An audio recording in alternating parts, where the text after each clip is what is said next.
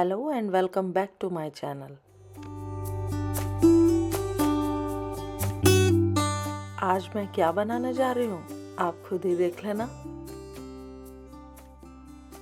ये मैं आज आपको कुछ सिखाने के लिए नहीं कर रही हूँ, बल्कि इसको दिखाते दिखाते मैं कुछ अपनी ही बातें शेयर करने वाली हूँ।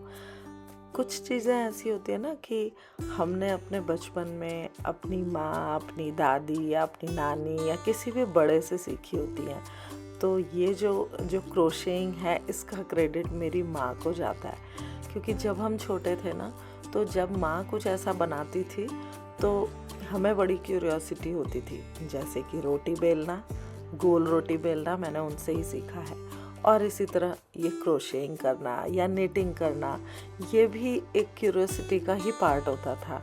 हम करते भले ही नहीं थे उस टास्क को पूरा, लेकिन उन्हें करते देख के हमें सीखने की जिज्ञासा जरूर होती थी।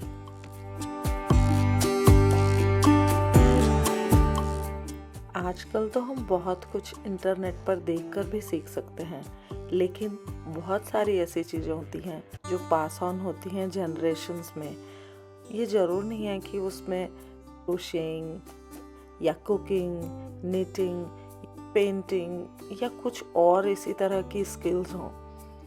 इसके अलावा कुछ कहानियाँ होती हैं, कुछ किस्से होते हैं जो उन्होंने सुनाए होते हैं, और वो हमें कहीं इंटरनेट पे नहीं मिल सकते। तो उनको सहेज के रखना, ये भी अपने आप में बहुत बड़ी बात है। और इसके साथ ही वो जो उनकी यादें होती हैं ना, वो बहुत मधुर होती हैं, और उनके द्वारा वो हमारे साथ जुड़े रहते हैं हमेशा।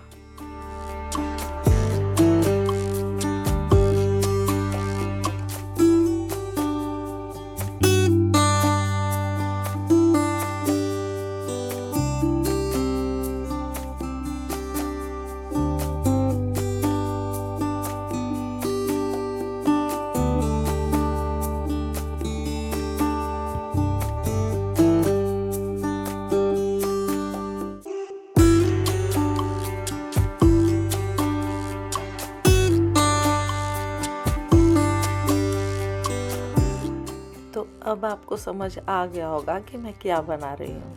हाँ, तो ये है लीफ, और यहाँ पर मैं बना रही हूँ फ्लावर की पेटल्स।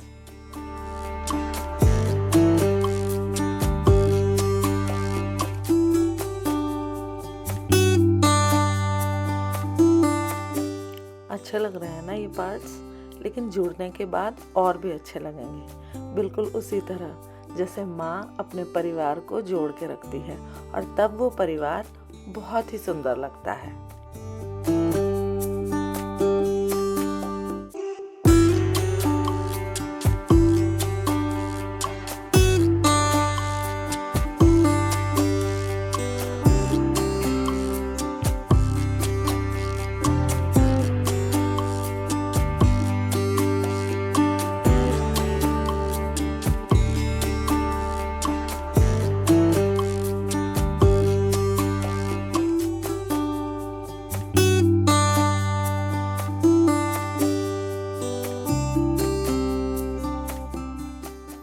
अलग अलग रंगों के और अलग अलग साइज शेप के पार्ट्स को देख के आप समझ रहे हो कि जब ये जुड़ेंगे तो ये कितने अच्छे लगेंगे। घर परिवार में भी बहुत सारे लोग होते हैं जो अलग अलग तरह के होते हैं, अलग अलग स्वभाव के होते हैं, लेकिन जब सब मिलके रहते हैं तो ऐसा परिवार सबको सुख देता है। और मेरी माँ ने एक ऐसे ही परिवार की रचना की, और इसमें उनका साथ दिया मेरे पिता ने। तो आप भी जुड़ के रहिए अपने परिवार से और खुश रहिए।